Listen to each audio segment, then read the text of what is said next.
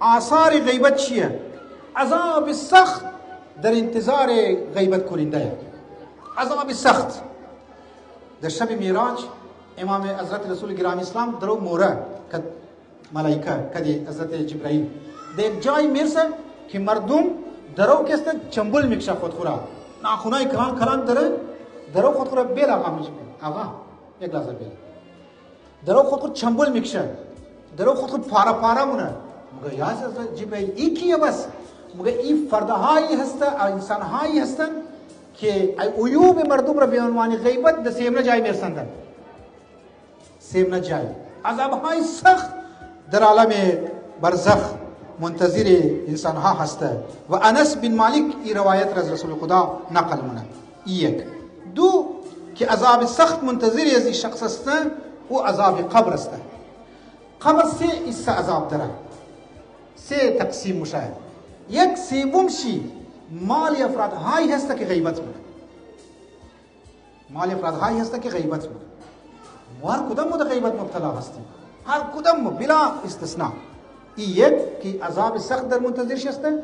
دو خروج من الولایه الى ولایت الشیطان، از ولایت خداوند متعال، از زیر سلطنت پروردگار عالم ایدر بگم از زیر رحمت خدا خارج شده زیر ولایت و حکومت شیطان میاد.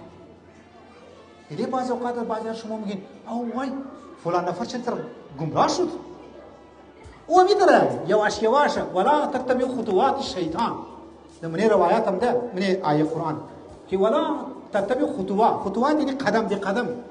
شیطان تدریجا انسان را بازی میده، شیطان تدریجا بازی میده انسان را.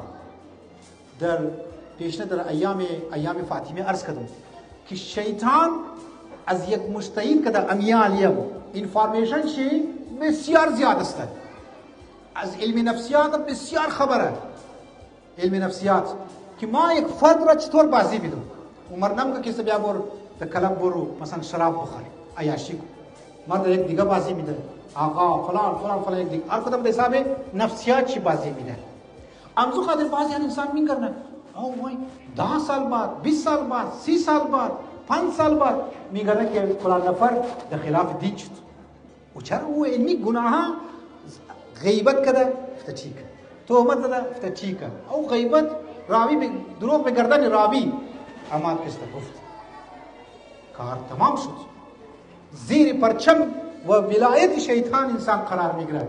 وقتی که زیر پرچم و ولایت شیطان کسته عزیزان من قرار گرفت از او بعد انسان نابود مشنه که در منی زمان که پیشنه ساله گفتم بعضی خبر استیم این باز تکرار منم مسئله مهمه که مانند آیت الله العظمی نه آیت الله العظمی آقای امجد میشه چی میشه؟ گمراه.